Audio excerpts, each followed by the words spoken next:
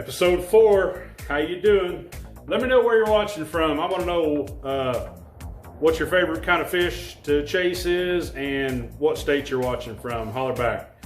So today, as we get into episode 4, this thing is going to go like a house of fire now. I'm going to put you all on time lapse here in just a minute.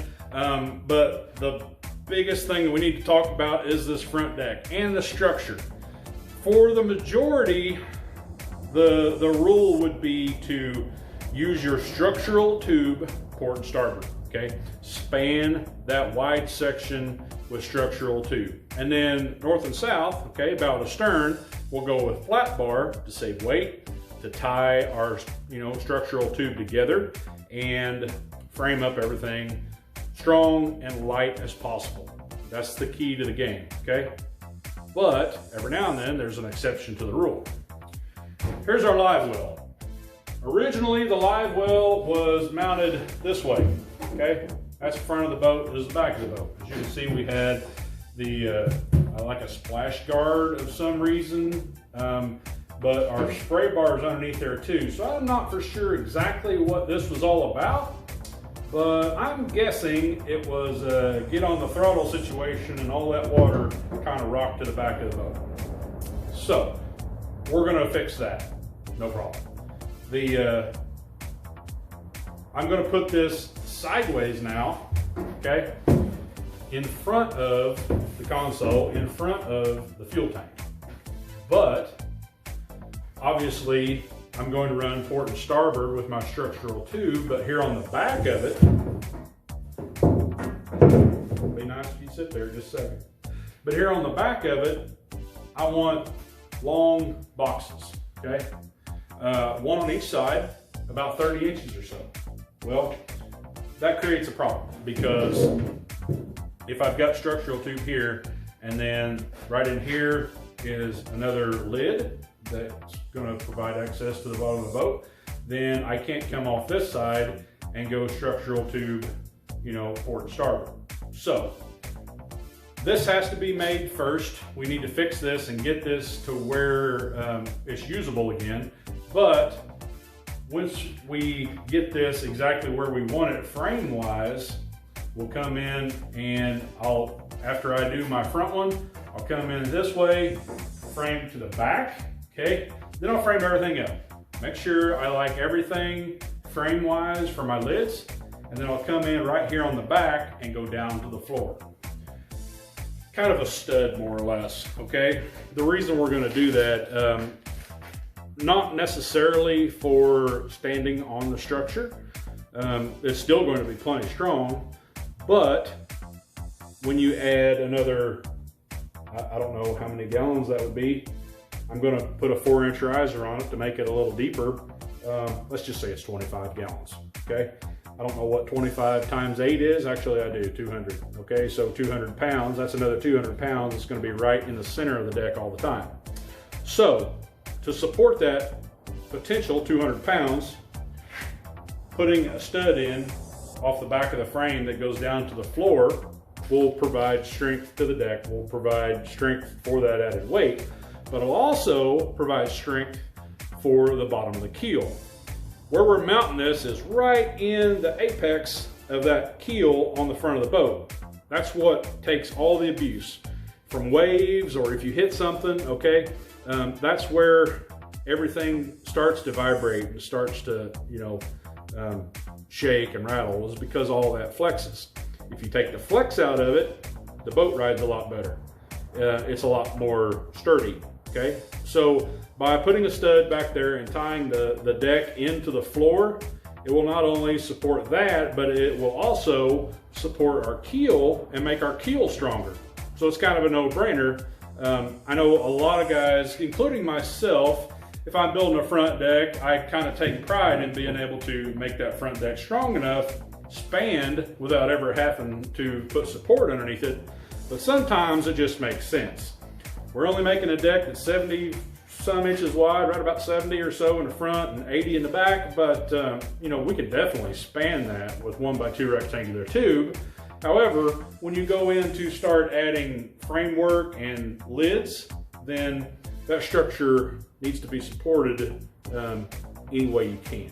So there's no such thing as having too much support, but there's definitely a thing of having too much metal in your boat. So we're going to make this strong and light as possible, and once again, not cut any corners. All right, it's time for the time lapse. Let's get started. I'm gonna put y'all up there, and yeah, let's make some sparks.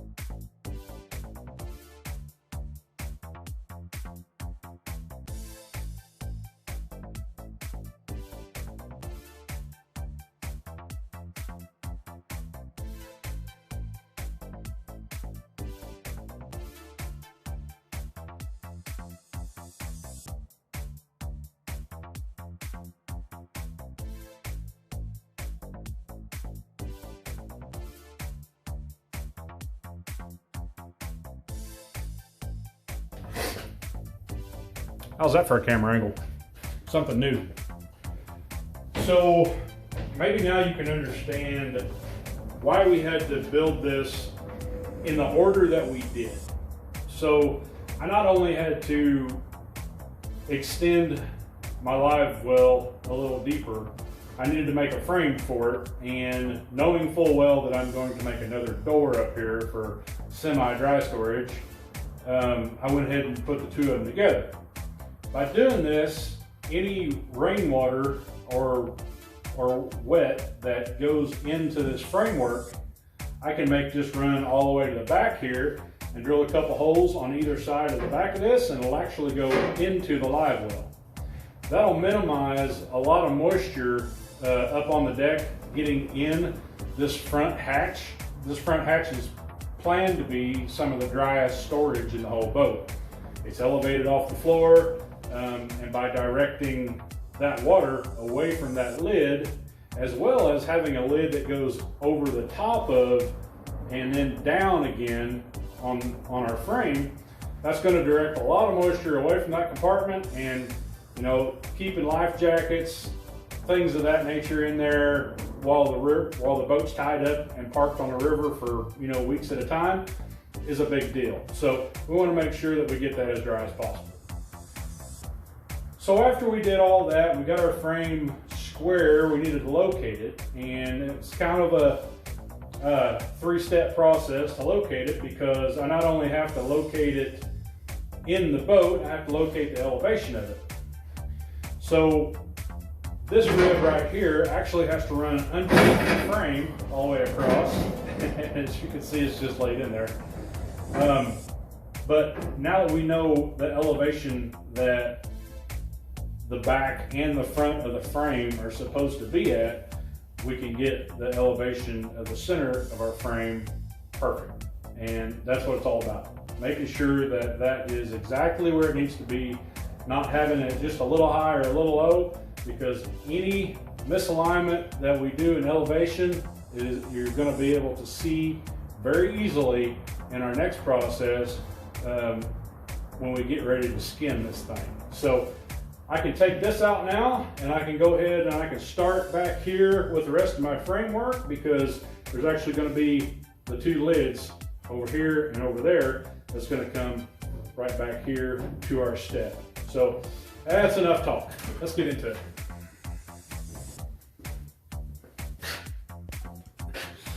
Hey guys, welcome back to the video. The shop foreman has come to check out my work for the day, and so let's wrap the video up because it's time to eat dinner. The framework is looking pretty good.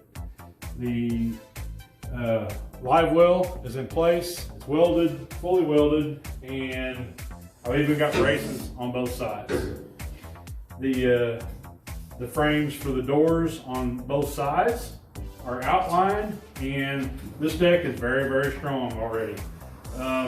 We will not add any more bracing to it, but we will come in with flat bar and go in between our 1x2 bracing to get the skin some support. As you can see, we got a heavy duty mount for our seat base, as well as some added material to be able to mount our trolling motor. So guys, kind of quick today, kind of a short video, but lots of work in the shop and a big step to the end goal. What do you think, Aquafina? Are you approved? Guys, don't forget to smash the like on your way out, and we'll see you in a couple days with another episode. Stay safe, shoot straight, shoot often. Don't forget to wear those personal flotation devices, and I'll see you on the water real shortly. Hoodie cat. Hoodie cat. Are you happy? I like boats. You like boats, don't you? I like boats. She says, I like boats and I like getting pet. Yeah. Hoodie cat.